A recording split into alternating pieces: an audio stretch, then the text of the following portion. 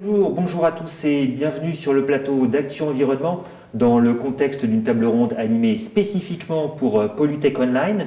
Ce qui va nous animer pour les 45 prochaines minutes, ce sont les métiers de demain, savoir quelles sont les opportunités qui vont se dessiner, notamment avec le plan de relance que tout le monde souhaite le plus vert possible. Pour en discuter autour de la table, j'ai le plaisir d'accueillir Cécile Joly. Bonjour. Bonjour David. Cécile, vous êtes chef de projet prospective des métiers et des qualifications chez France Stratégie. Alors France Stratégie, je vous donnerai l'occasion de repréciser plus exactement de quoi il s'agit, mais je vais simplement dire tout de suite qu'il s'agit d'une institution autonome placée donc auprès du Premier ministre et que votre tâche est d'éclairer et d'évaluer les politiques publiques.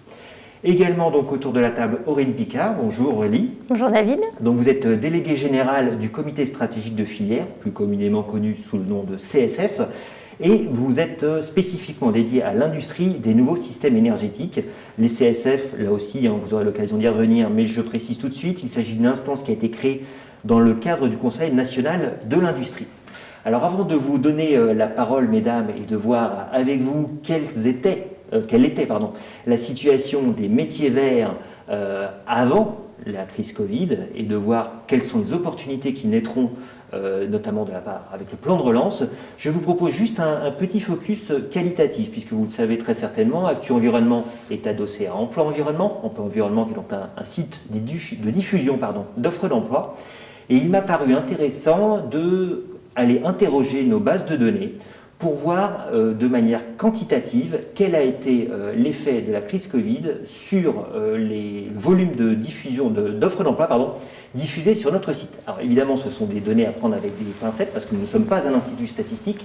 Il n'empêche que cela peut avoir un intérêt, pour ne pas dire répondre à certaines questions que vous devez vous poser, à savoir est-ce que les métiers verts ont été impactés par la crise et notamment par le confinement. Alors vous avez affiché devant vous normalement donc les courbes de volume d'offres d'emploi publiées chaque mois sur les 4 dernières années, donc 2017, 2018, 2019 et 2020. Vous pouvez constater sur les courbes bleu, orange et marron que les données sont sensiblement les mêmes avec les effets de saisonnalité et que sur la courbe jaune, qui est donc la courbe de 2020, on voit clairement un décrochage du nombre d'offres d'emploi publiées sur le site à partir évidemment du mois de mars pour atteindre un minimum au mois de mai. Très rapidement à la suite du déconfinement, donc le volume est revenu à la normale et depuis, force est de constater que le volume de publication d'offres d'emploi est redevenu à un niveau à peu près équivalent, voire totalement équivalent aux années passées. Donc voici juste une petite note juste quantitative, mais qui néanmoins est porteuse d'espoir, puisqu'on voit effectivement que les métiers verts se comportent bien. C'est finalement assez logique, vous me direz, puisqu'on est sur des métiers de service qui sont des métiers essentiels, l'eau, les déchets, l'énergie, et a priori ce sont des choses Covid, pas Covid, qui de toute façon doivent être assurées. Voilà donc pour ce petit éclairage quantitatif. Alors maintenant, comme je vous le disais, l'idée c'est de voir vers quoi l'on va. Pour voir de quoi l'on va, il faut quand même néanmoins regarder un petit peu en avant, et je vous propose de commencer par vous, donc Cécile Joly. Peut-être effectivement pourrez-nous dans un premier temps nous repréciser la mission exacte de France Stratégie et la mission que vous, tout particulièrement, vous y menez. Et là, après ça, la question que je voudrais vous poser, c'est quelles sont les observations que vous avez menées depuis quelques mois, voire quelques années sur les métiers verts? Quelles sont les grandes tendances que vous avez notées? Alors effectivement, France Stratégie, c'est un organe placé auprès du Premier ministre qui a 4 missions essentielles. Évaluer les politiques publiques, faire des propositions de politiques publiques, les concerter avec les partenaires, en particulier les acteurs économiques, mais aussi les partenaires sociaux, et puis d'anticiper pour justement mieux proposer des réformes. C'est plutôt dans cette dernière dynamique que moi je m'inscris, puisque je pilote un exercice qu'on fait régulièrement avec la DARES, qui est l'Institut statistique du ministère du Travail. Alors DARES, l'acronyme Direction de l'administration et de la recherche. C'est emploi et statistique, d'accord. C'est emploi et statistique. C'est l'Institut statistique du ministère du Travail. C'est l'équivalent de l'INSEE auprès du ministère du Travail. Donc c'est eux qui aujourd'hui administrent en particulier les données sur le chômage partiel et qui administrent l'enquête auprès des acteurs justement pour savoir qui est en chômage partiel, quelles entreprises mettent un peu, beaucoup passionnément, leurs employés au chômage partiel. Et donc c'est un organisme très important et donc qui a lui-même réalisé une agrégation de métiers qu'on appelle les familles professionnelles et sur lesquelles on se fonde. Et donc cet exercice, on le mène conjointement et on le mène de manière régulière. Et pour le mener de manière régulière, France Stratégie a créé, en plus de cet exercice qui est récurrent, une instance de dialogue avec les acteurs de l'observation, de l'orientation et de l'insertion professionnelle, qui sont essentiellement les branches et les observatoires régionaux de l'emploi, mais aussi Pôle emploi, la PEC, etc. On a fondé un réseau qui s'appelle le réseau Emploi Compétences, à l'intérieur duquel on mène des travaux en commun et on partage nos expériences. Et alors, est-ce que les métiers verts font partie effectivement des secteurs spécifiques, des grandes familles sur lesquelles vous avez un regard tout particulier? Alors, on a eu un regard particulier dans 3 directions. Donc, le premier, ça a été de faire des visions prospectives partagées de l'emploi et des compétences dans certaines filières. Donc, on l'a fait dans la filière valorisation et collecte des déchets. Donc, qui a été un exercice qui a été mené pour voir comment les compétences se transformaient à l'intérieur de ces métiers. Donc, comme vous le disiez tout à l'heure, c'est un secteur très important des métiers verts, en particulier en France où on a des grosses structures. Et puis, nous avons également, on mène en ce moment à l'intérieur de ce réseau Emploi Compétences une série de webconférences sur les compétences vertes, qui ne sont pas quelque chose de très facile à déterminer, donc, qui sont en distanciel comme nous aujourd'hui. Et puis, dans le cadre de la prospective des métiers et des qualifications, nous avons entamé donc, les travaux en 2019 et nous avons essayé d'estimer quel était l'impact en termes d'emploi de la stratégie nationale bas carbone. Comme vous le savez, cette stratégie nationale bas carbone, elle vise à une neutralité carbone à 2050. Nous, notre horizon de prospective, c'est 10 ans. Donc, à 2030, ça veut dire qu'on a fait une partie du chemin. Et donc, on a essayé d'estimer, à travers des modélisations, l'impact sur l'emploi sectoriel et sur les métiers d'une transition qui serait une transition réussie. Donc, une transition réussie, c'est quelques prérequis quand même. Une transition réussie, c'est d'abord beaucoup d'investissements, puisque les budgets carbone pour arriver à cette neutralité sont plus importants que l'augmentation qu'on observe aujourd'hui et dans le passé, qu'ils sont très concentrés, ces investissements, sur la construction, sur la rénovation énergétique, parce que ça fait partie des plus grandes sources d'émissions de gaz à effet de serre aujourd'hui.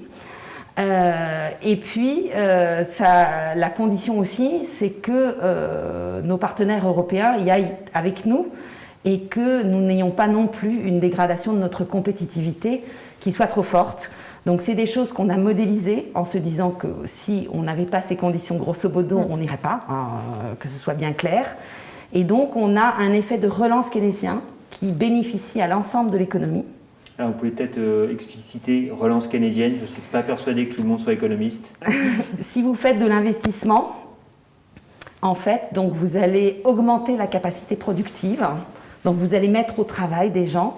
Mais en mettant au travail des gens, vous allez faire plus de salaires pour un nombre plus important d'employés et qui eux-mêmes donc, vont avoir un pouvoir d'achat qui va être supérieur et qui vont consommer dans des secteurs qui n'ont rien à voir avec la transition bas carbone, mais qui vont consommer de l'alimentaire, de l'habillement, des merveilles technologiques, du loisir, de l'éducation, de la santé. Alors, donc, pour revenir sur les métiers verts au sens strict, effectivement, la stratégie nationale bas carbone, est-ce qu'on sent clairement, est-ce que vos études montrent que les emplois en ont bénéficié? Parce qu'on parlait au départ des déchets, et on imagine les métiers de l'énergie, et on reviendra spécifiquement avec vous, Aurélie. Néanmoins, est-ce que ça a bénéficié tout azimut aux métiers verts, donc les métiers des déchets, les métiers de l'eau, des pollutions, etc. Non, les métiers qui sont les plus bénéficiaires, encore une fois, c'est totalement lié à l'investissement. Donc si l'investissement est essentiellement axé sur la rénovation énergétique. Ceux qui en bénéficient les premiers, c'est d'abord le secteur de la construction et ensuite ce sont les ouvriers du bâtiment.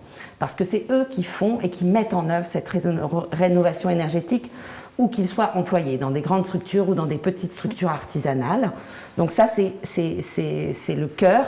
Mais après, vous avez un effet indirect sur les consommations intermédiaires qui va bénéficier beaucoup au commerce, puisque la construction, c'est beaucoup de négoces, d'intrants pour faire les bâtiments. Donc c'est très important.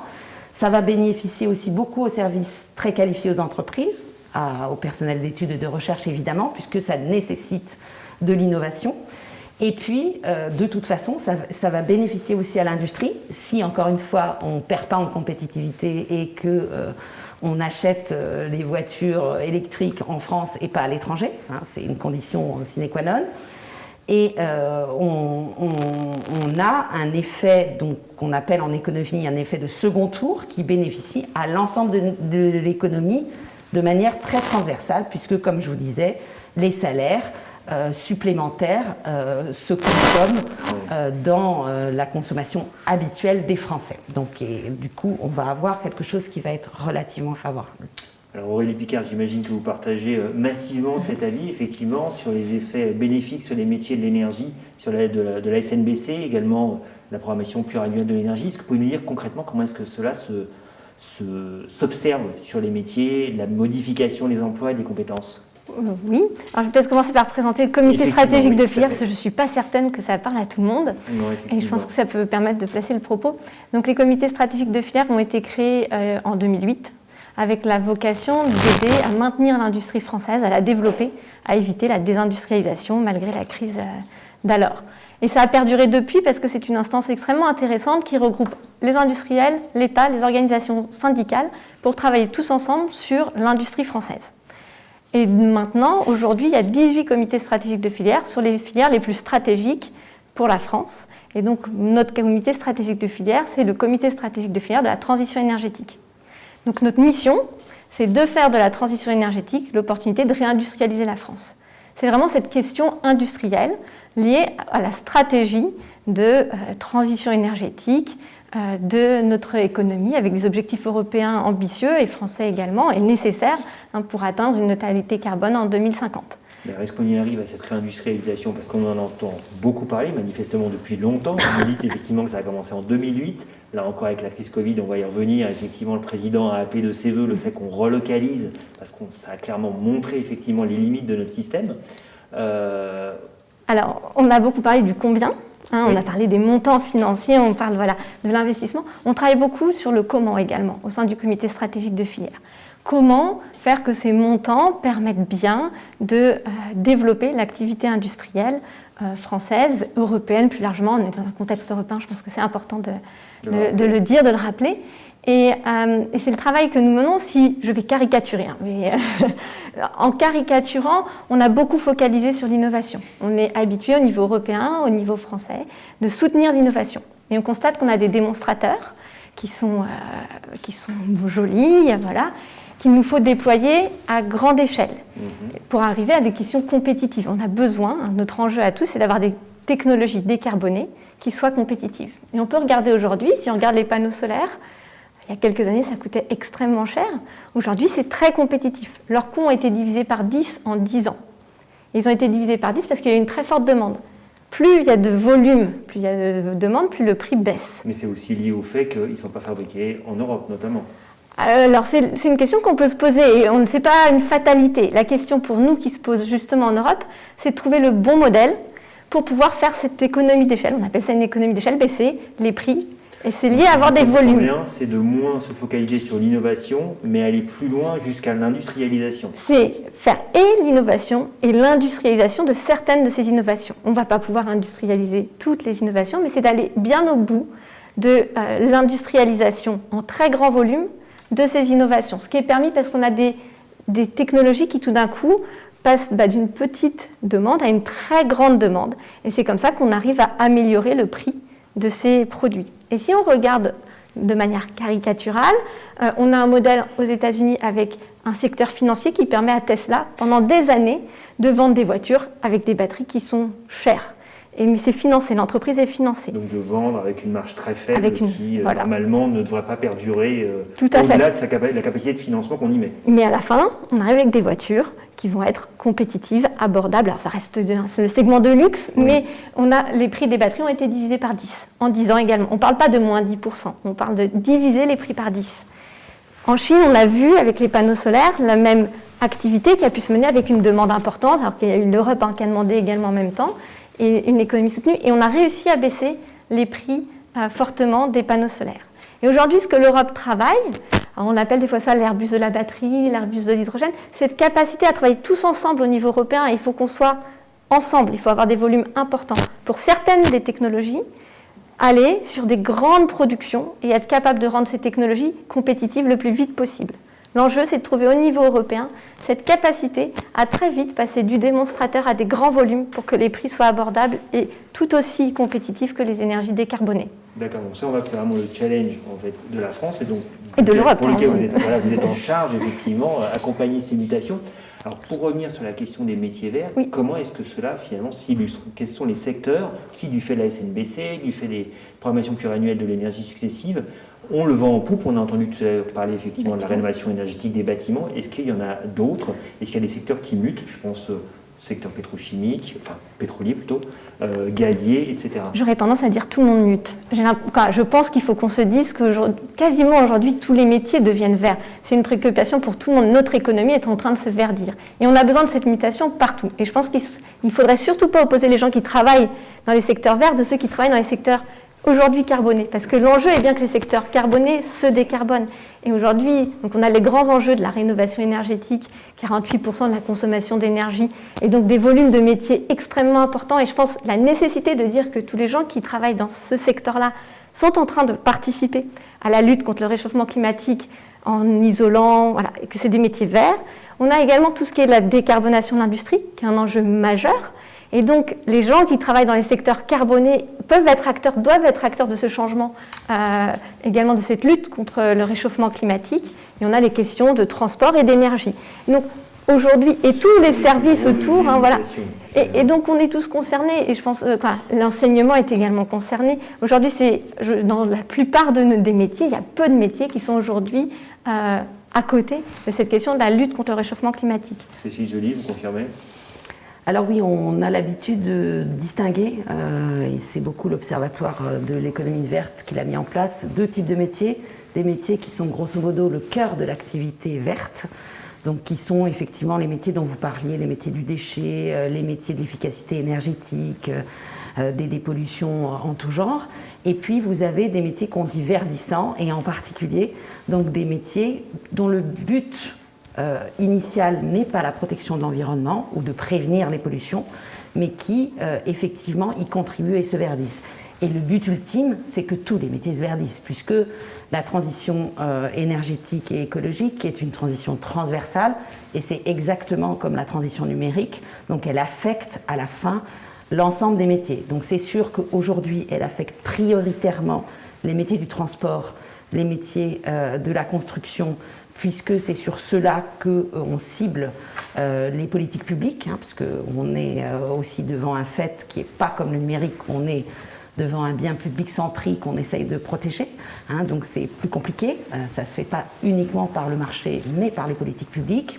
Et donc du coup, c'est effectivement sur les métiers où on concentre les politiques publiques qu'on va avoir des transformations plus fondamentales. Mais évidemment, in fine, dans la distribution alimentaire, dans le tourisme, on a aujourd'hui d'ailleurs des gestes professionnels qui se verdisent entre guillemets, mais effectivement, c'est la transformation est un tout petit peu moins importante. Donc, ce que je comprends de vos deux interventions pour l'instant, c'est qu'on ne peut pas dire à des jeunes, par exemple, qui voudraient se former, ou des gens qui sont en reconversion, prenez tel ou tel métier, telle ou telle formation de manière très ciblée, vous serez assuré d'avoir un job, parce que finalement, c'est un verdissement global et il n'est pas forcément évident d'avoir un prisme très particulier sur tel ou tel.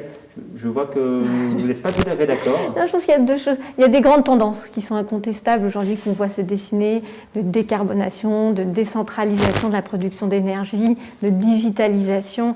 Donc, il y a des grandes tendances dans lesquelles on voit bien l'évolution globale des métiers. Donc on voit les métiers qui vont se développer, qui vont se renforcer en cybersécurité, en automatisme. Voilà. À côté, l'ensemble des métiers vont muter également. Mais il y a quand même des grandes tendances dans lesquelles on voit des métiers qui vont être amenés à évoluer fortement. Il y a des compétences aujourd'hui qui doivent évoluer, des secteurs qui vont se décarboner. Et donc ces métiers-là vont se transformer. Et on voit quand même des grandes tendances dans lesquelles on peut inscrire son projet professionnel. Et typiquement, si je reprends la question sur la question de l'énergie, aujourd'hui, quand on voit donc la programmation pluriannuelle de l'énergie, les 8 syndicats professionnels du secteur de l'électricité et du bâtiment ont fait une étude ensemble. Avec 600 000 emplois aujourd'hui, il y a 200 000 emplois prévus en plus, simplement en lien avec cette programmation pluriannuelle de l'énergie et le verdissement de la production de l'énergie qui est clairement Mais alors, ciblée. ces emplois, on y accède comment? Ce sont des formations, des circuits traditionnels? C'est juste la formation ou la qualification qui est un petit peu plus verte, on va dire, qui va dans le bon sens? Ou alors ce sont des formations, à votre avis, qui sont spécifiques? Alors, on a distingué, il y a de tout, il y a de tout, et on a distingué, on voit qu'il y a beaucoup de tensions, il y a beaucoup d'enthousiasme, on voit beaucoup de gens qui veulent travailler dans le verdissement de l'économie. On constate pour autant que 30% des métiers de notre filière sont en tension aujourd'hui. On a fait un travail plus spécifique qui se retrouve donc sur les sites des syndicats professionnels concernés. Sur les 10 métiers les plus fortement en tension, on va trouver des questions aussi bien de conducteurs de travaux, de soudeurs, de data analystes, de techniciens de maintenance extrêmement en tension, cybersécurité, ingénieurs de cybersécurité. Donc on a une dizaine... Excusez-moi, mais ingénieur cybersécurité, quel rapport avec les métiers verts? Digitalisation des réseaux. Donc comme les réseaux se digitalisent, comme on décentralise la production de l'énergie, l'automatisme devient de plus en plus prégnant et donc il y a une nécessité de renforcer la cybersécurité dans la production de l'énergie. Donc effectivement, c'est ce que je disais tout à l'heure, on a une transformation qui est une transformation transversale. Donc on ne s'oriente pas aujourd'hui vers un métier vert, sauf on s'oriente vers l'énergie. Aujourd'hui, si vous êtes dans le secteur de l'énergie, que vous soyez ouvrier ou que vous soyez ingénieur, vous avez nécessairement une compétence en énergie renouvelable. C'est inscrit dans les formations initiales et continues. Oui. En efficacité énergétique, en ce que vous voulez, mais en tout cas, c'est des choses qui sont déjà en route depuis un certain temps. Mais aujourd'hui, quand vous allez vers des secteurs qui n'ont rien à voir avec le cœur de métier de la transition énergétique ou écologique, vous allez faire de la finance. Donc aujourd'hui, on a une grande tendance à l'investissement social responsable, donc, qui se professionnalise. Donc, vous ne pouvez pas devenir un gestionnaire d'investissement socialement responsable si vous n'êtes pas un financier. Donc le cœur de votre métier, ça restera ça. Donc, mais c'est encore une fois, c'est exactement comme la digitalisation. Pour faire de la chimie, pour faire de la chimie, faut être chimiste. Et donc la problématique qu'on a dans l'ensemble des métiers, c'est effectivement c'est leur transformation et comment on accompagne cette transformation. Et il y a un deuxième problème qui se surajoute, c'est qu'effectivement, autant le digital, on a un socle qui est assez commun à tout le monde, autant sur le verre, c'est très spécifique au métier. Donc effectivement, un couvreur dans le bâtiment, il va falloir qu'il sache poser des panneaux photovoltaïques. Un investisseur socialement responsable, il faut qu'il sache compter les gaz à effet de serre produits par une entreprise. Donc on est un tout petit peu pas dans les mêmes capacités et donc dans les mêmes compétences. Donc on ne peut pas avoir un socle qu'on va transférer d'un métier à l'autre. Donc on va avoir une compétence verte qui est attachée à un métier. Et après, est-ce que cette compétence verte, ou digitale ou autre d'ailleurs, va vouloir dire que vous avez une augmentation de salaire? Rien n'est moins sûr. D'accord. La plus-value, quelque part, à avoir une dimension verte à ses compétences. Voilà. Et je pense qu'il y a 2 points à souligner par rapport à ce questionnement que pourraient avoir des gens qui veulent se reconvertir ou s'orienter. C'est au milieu, entre grands groupes et start-up, il y a un tissu extrêmement riche de TI, d'entreprises de taille intermédiaire, de PME, dans lesquelles il y a de très nombreux métiers vers un fort dynamisme sur le verdissement de l'économie, qui n'est pas toujours bien connu, hein, et on a peut-être tendance des fois à simplifier le tissu industriel entre grands groupes et start-up, mais le milieu est extrêmement riche, et on voit que plus de 40% des offres à pourvoir se situent, en tout cas dans notre filière, sur ce segment-là. Donc un point important. Et puis souligner que également, comme on l'a dit, mais je pense que c'est important de le redire, il y a dans le secteur vert, mais il y a également tous les secteurs carbonés à décarbonés qui ont vraiment besoin de l'énergie des gens qui veulent participer à la lutte contre le réchauffement climatique. Donc si je vous comprends bien toutes les deux, aujourd'hui quand on veut s'engager ou se réengager, c'est réorienter effectivement pour donner plus de sens à sa carrière. Je pense que parmi les gens qui nous regardent, il y en a beaucoup qui sont dans ce contexte-là. Au final, la solution n'est pas forcément de suivre une formation dans le domaine de l'eau, dans le domaine du déchet ou dans le domaine des énergies renouvelables, mais plutôt d'aller mettre ses compétences au service d'eux. Tout à fait. D'accord. C'est ce qui... Et en même temps, c'est la majorité de l'emploi, parce qu'il faut bien voir que l'emploi vert stricto sensu, alors quand on le compte sur le cœur de l'activité, c'est très faible. Après, je dirais qu'il y a c'est 1% de l'emploi. Et il y a beaucoup de métiers verts qui s'ignorent, je pense, qui s'ignorent. C'est des métiers verdissants. Voilà, 48% de la consommation d'énergie dans le bâtiment. Tous les gens qui travaillent dans le bâtiment aujourd'hui, qui font de l'isolation, qui changent les chauffagistes, les frigoristes, sont les premiers acteurs de la lutte contre le réchauffement climatique, et on ne les compte peut-être pas dans ces pourcents, alors que pourtant c'est eux qui, au quotidien, font muter notre logement et diminuer cette consommation énergétique. Alors est-ce qu'on n'a pas un problème d'attractivité de ces métiers? Parce qu'effectivement, les jeunes, quand on dit, je parlais des gens en reconversion, c'est vrai que c'est une part importante de la cible qui nous regarde peut-être aujourd'hui, mais il y a également les jeunes. Devenir plombier chauffagiste, ça ne fait pas forcément rêver, surtout si en plus la question de la plus-value liée au fait d'avoir des compétences vertes n'est pas attestée. Est-ce qu'il y a des choses qui sont faites pour rendre ces formations un petit peu plus... Oui, justement, ça a été un point important de nos travaux l'année dernière. On a fait une grande étude avec des professionnels de nombreux secteurs dans une approche de design thinking, donc c'est-à-dire de vraiment se reprendre la page blanche et d'interroger des gens qui travaillent, des gens qui gravitent autour pour se poser la question qu'est-ce qui participe à l'attractivité ou ne participe pas à l'attractivité de ces métiers qui sont donc au cœur de la transition et sur lesquels il y a de nombreux postes à pourvoir. Et donc là, les résultats arrivent et on va vraiment travailler dessus pour mieux faire connaître ces métiers et mieux mettre en avant à quel point ce sont les métiers au cœur de la lutte contre le réchauffement climatique. Et je pense qu'il y a une question de communication, de faire connaître toute la dimension techniques, toutes les compétences qui sont nécessaires sur des métiers qui sont peu connus et sur lesquels on va travailler pour mieux les expliquer et mieux expliquer le quotidien, les prérequis, les compétences et les perspectives qui y sont liées. Donc c'est en cours, je dirais. D'accord. Alors peut-être pour rebondir sur la question du plombier et plus généralement des ouvriers du bâtiment, effectivement, il y a des problèmes d'attractivité qui sont liés à des conditions de travail et des statuts d'emploi, puisque ça fait partie, certains de ces métiers sont soit des métiers avec des statuts relativement précaires, avec une proportion de CDD et d'intérim plus importante que la moyenne des métiers, ou des entrepreneurs en solo parfois très fragiles.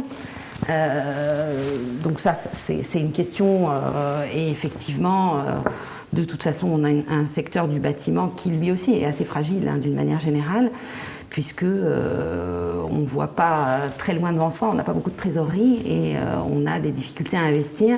Et en termes de formation, on n'a pas forcément pas assez de formation, mais on a des questions d'accessibilité à la formation, parce qu'on a effectivement des formations qui existent, et des formations continues qui ont été adaptées justement à la rénovation énergétique, à tout un tas de problématiques qui sont sur la table depuis au moins 2005, donc ça date pas exactement d'hier.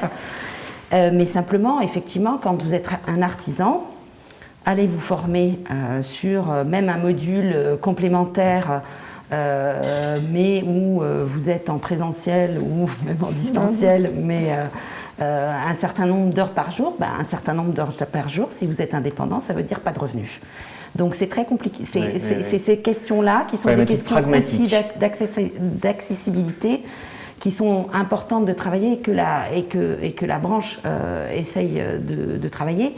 Et effectivement, on n'est pas seulement sur une question d'adaptation des compétences. C'est quand même très compliqué dans des secteurs. En plus, la construction est un secteur qui est très atomisé. On a quelques grands groupes qui sont en général plutôt ceux qui fournissent les matériaux de construction ou des éléments préfabriqués en usine.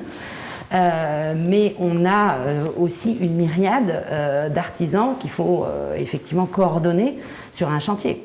Tout le monde le sait très bien, l'a vu au moins une fois dans sa vie. Et du coup, effectivement, c'est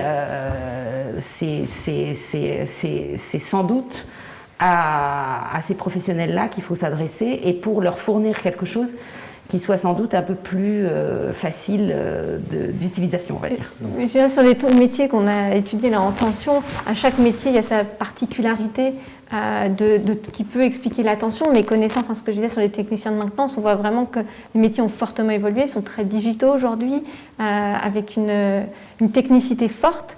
Et cette perception n'a pas forcément évolué. La question de la cybersécurité est une autre question. Donc, voilà, sur les questions du métier du bâtiment, vous venez de partager le constat, mais sur les 10 autres métiers en tension qu'on a listés et étudiés, on a à chaque fois des raisons qui sont légèrement différentes et il n'y a pas une solution, justement, et je pense que c'est la complexité du travail sur ces métiers en tension. Quand je vous écoute, j'ai l'impression que les métiers en tension, vous évoquez, ils sont très techniques, bien loin de l'image qu'on peut avoir de la prise en compte de l'environnement, c'est-à-dire très conceptuelle, très réflexion en amont, etc. Non, là, on est dans le pragmatique, on est dans le technique. Oui, il faut la conduire concrètement, cette transition, et on a besoin de beaucoup plus de monde pour le faire.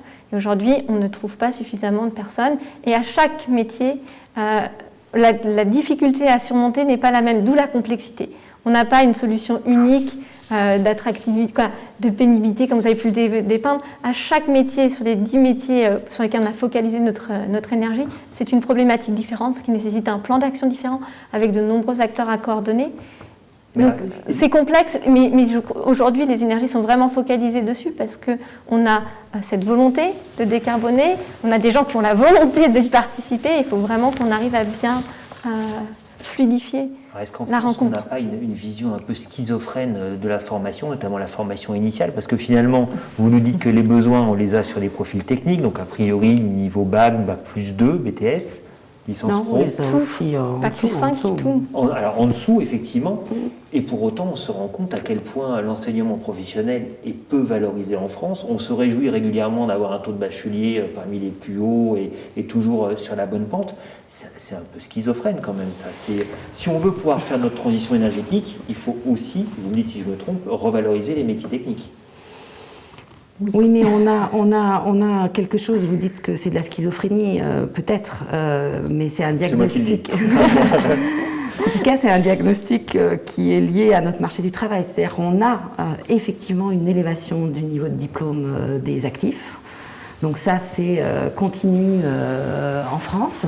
Donc, mais on a aussi un taux de chômage qui est très élevé depuis les années 80 maintenant. Et vous avez une tendance, vous avez aussi une complexification des tâches qui est liée alors beaucoup à la numérisation plus qu'à la transition écologique.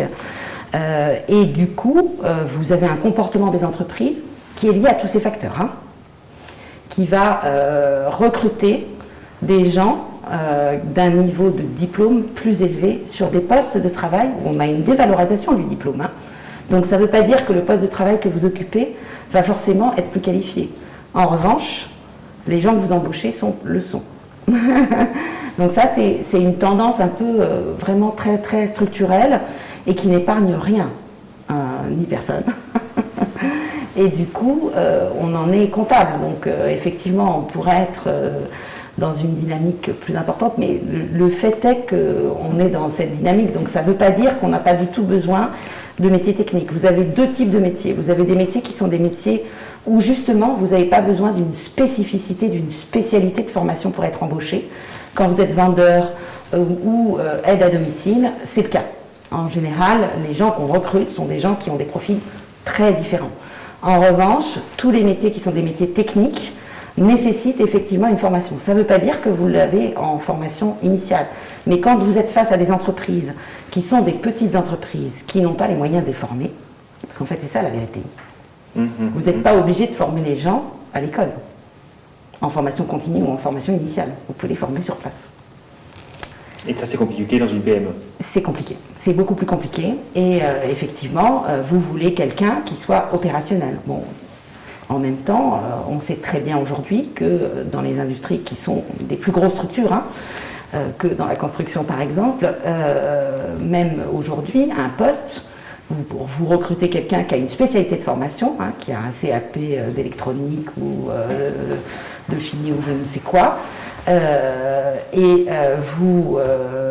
vous le formez sur une machine qui est dédiée à votre entreprise. Et ça vous prend du temps déjà. Donc en fait, c'est cet arbitrage, si vous voulez, entre le temps, parce que le temps c'est de l'argent, donc qu'est-ce qui doit être payé et mutualisé en fait par l'ensemble de la formation initiale et continue. Donc la formation initiale c'est plutôt l'État en France, c'est très socialisé comme dépense. Oui, donc, voilà. La formation continue c'est plutôt payé par les entreprises, donc qui va payer quoi, ça se pose et ça se discute. Alors, on a fait un bon tour d'horizon. Déjà, effectivement, on a vu que les métiers étaient essentiellement techniques, pas forcément là où on les attendait, effectivement. Qu'est-ce qu'on peut attendre malgré tout, de ces opportunités dans le contexte de relance du plan France Relance? On a entendu au plus haut niveau de l'État, effectivement, appeler de ses voeux une relance plus verte qu'auparavant. Alors, est-ce que ça va offrir des opportunités ? Est-ce que vous avez mesuré ça à France Stratégie, ou est-ce qu'on, pour l'instant, on peut considérer qu'on est encore dans le bouillon de la crise et qu'on avance à vue? On réfléchit très sérieusement, même si on n'a pas de résultat à vous formuler. Ce qu'il faut voir, c'est que le plan de relance, c'est grosso modo, c'est 4 choses. Donc il y en a 2 qui sont les plus importantes, qui ne sont pas ciblées et qui ne sont pas ciblées sur la transition énergétique. C'est la baisse des impôts de production qui va à toutes les entreprises et qui va relancer l'investissement et l'emploi. Et puis, il y a toutes les mesures de préservation de l'emploi qui sont essentiellement le chômage partiel et le fonds de solidarité. Et donc ça, c'est transversal et c'est ciblé, là, pour le coup, pour les secteurs qui sont arrêtés par la crise sanitaire. Donc la restauration, la culture... Tout à fait. Donc, et les stations de ski désormais, etc. Donc on est vraiment sur quelque chose qui est du soutien à l'activité pour qu'on ne perde pas trop en période de reprise. Et puis les impôts de production qui peuvent avoir un effet d'un peu plus long terme, où effectivement, mais ça va être pour tout le monde. Et puis vous avez les 2 autres qui sont beaucoup plus ciblés et qui sont effectivement l'aide à la rénovation énergétique. Donc là, le plan de relance est vraiment ciblé là-dessus, et à l'innovation. Donc l'innovation, elle n'est pas nécessairement dans la transition écologique, parce que vous allez avoir de la silver economy, vous allez avoir des choses qui n'ont rien à voir. Silver economy. Oui. Alors, qu'est-ce que la silver economy? C'est la télémédecine, c'est la téléconsultation, et c'est le fait que vous puissiez avoir de la médecine ambulatoire à distance. D'accord. Et en particulier pour les personnes âgées dépendantes. Bon, c'est pas des métiers verts en tout cas. C'est pas des métiers verts. D'accord, c'est pas la transition environnementale écologique. Mais ça fait partie des vecteurs d'innovation qui ont été identifiés. Et donc vous allez avoir on a plus d'incertitudes sur ce pan-là, parce que donc la rénovation énergétique, elle est dans les mains des entreprises pour leurs bâtiments, du public. Donc là, il va y avoir un gros effort sur le public, parce que ça, c'est facile. L'État décide de le faire, il le fait.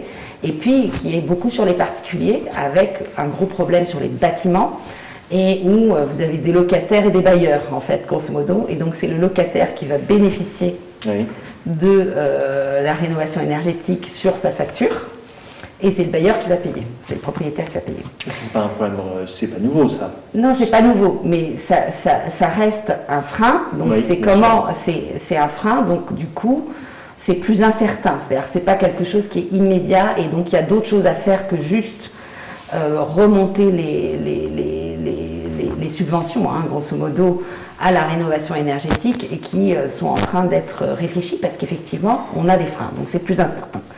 Et puis, sur l'innovation, on a aussi une incertitude, puisque d'un côté, on a quelque chose qui, effectivement, renforce l'innovation, mais dans un contexte qui est un contexte dépressif, et où, effectivement, ce sont plutôt des périodes où les entreprises, en particulier, vont restreindre leur budget, et pas seulement les budgets de recherche, mais aussi ceux-là, et du coup, où on peut avoir une crainte qu'on ne soit pas à la hauteur de l'enjeu. Mais ça, donc ça, c'est une incertitude et que nous, on modélisera cette incertitude. C'est-à-dire, ce qu'on va faire, c'est qu'on va dire, dans un scénario, on y arrive, on n'a pas trop perdu et on remonte vaillamment le chemin. Ouais. Et il peut y avoir donc nous, ce qu'on essaye de borner, c'est justement ces incertitudes-là. Donc pour ça, il faut les avoir bien perçues pour savoir comment on peut dévier de l'objectif et comment, du coup, les politiques publiques peuvent reprendre en main pour corriger ça.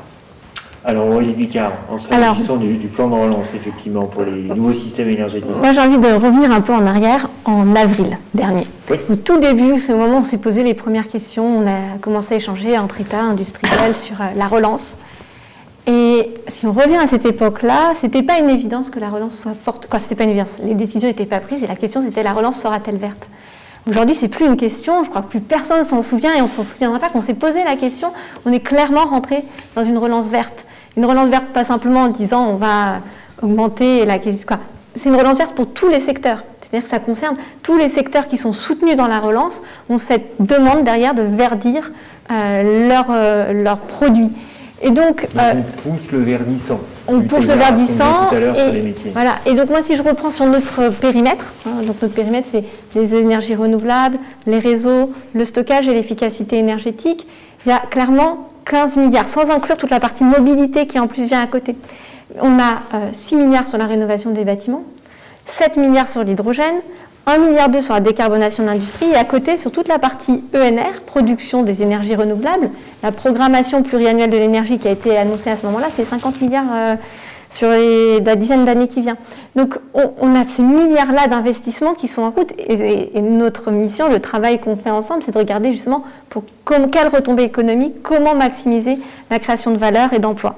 Donc, travailler sur l'attribution de ces budgets, la manière dont on va les utiliser au niveau de la formation.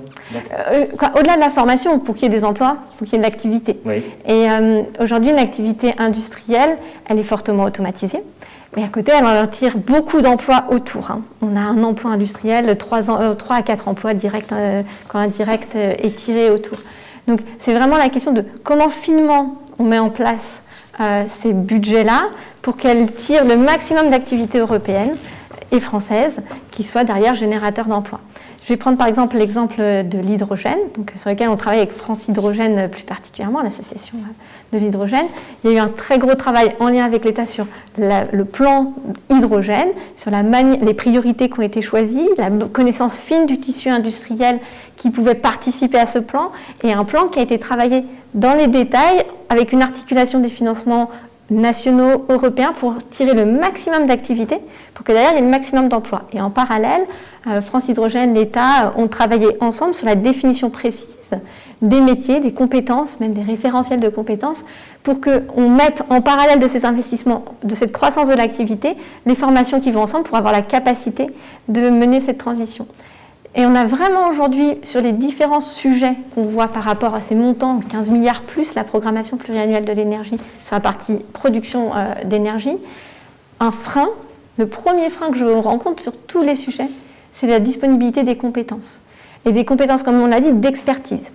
Et ce qu'on a mené à la sortie du premier confinement, on a mis en place une action spécifique pour aller chercher les expertises existantes dans les secteurs qui, eux, ont connu une baisse de chiffre d'affaires, donc en particulier sur l'aéronautique. Et donc notre secteur est en train de structurer à ce moment-là, on va faire perdurer l'action, on va l'amplifier, on fait connaître nos besoins de solutions et on questionne les acteurs qui ont un outil industriel existant sur la manière de nous aider à y répondre. Je vais prendre une question simple. Pour attacher les panneaux solaires, aujourd'hui on les attache avec les rivets. Quand on pose la question d'un rivet à l'aéronautique, si vous regardez bien un avion, alors plutôt il y a des rivets partout, l'aéronautique connaît. Aujourd'hui, l'aéronautique, on constate bien que le trafic aérien a connu une baisse drastique. C'est pas le plus mal pour le climat, en passant, mais... Voilà. Et donc, à côté, il y a des acteurs qui ont travaillé depuis des années, qui ont des outils industriels pour ça, qui n'avaient pas le temps de se tourner vers l'énergie. Ils avaient 7 ans de carnet de commandes devant eux à fournir. Et donc aujourd'hui, on fait vraiment ce lien-là, on va amplifier. Et c'est là où je pense que cet exemple-là montre qu'on est tous concernés et que les expertises sont essentielles pour aller répondre à cette question de la transition énergétique. Mais c'est vraiment un frein majeur, si on fait l'analyse de la conduite de la transition énergétique et de la capacité à tirer de l'activité économique. Aujourd'hui, il y a de l'argent qui est prêt à être investi. Il y a eu un travail, en tout cas, important, et on continue sur comment on le dépense pour développer cette activité. Et il y a une vraie question sur est-ce qu'on arrive à suivre pour bien mettre les bonnes compétences en face. On est arrivé au temps qui était imparti. Alors juste dans la dernière seconde, je vais vous demander, je ne peux pas faire sans, si aujourd'hui je devais conseiller à un jeune de choisir un métier, très rapidement, l'une et l'autre, lequel vous conseilleriez pour travailler dans la transition énergétique? Je lui dirais d'être libre de choisir ce qu'il a envie de faire, puisque sur le marché du travail, quand on est jeune, on a le choix. En revanche, quand on est installé dans un métier de plus de 10 ans, c'est plus difficile. Donc il faut faire ses choix en début de carrière et on a toujours le temps, 3 ans après, d'en changer. Moi, j'aurais tendance à lui donner un petit tuyau pratique. Je pense qu'il y a plein, il n'y en a pas un. Par contre, il y a des informations disponibles. Donc, j'ai parlé de l'étude sur les métiers de production d'énergie qui peuvent se retrouver notamment sur le site de l'UFE ou du GIMELEC ou de l'IGNES. Et sur la partie hydrogène, il y aura des informations très prochainement sur le site de France Hydrogène. Donc, surtout, d'aller chercher de l'information et puis de nous contacter au niveau du comité de filière pour aider à s'orienter et prendre en compte les grandes tendances. Mais on a besoin de tout le monde, de toutes les compétences pour faire cette transition. Mais surtout des experts. On a bien des experts. Merci à vous toutes les deux d'avoir participé à cette table ronde. Merci à vous de nous avoir suivis pour cette table ronde qui sera à nouveau disponible en replay. Merci à vous et à bientôt.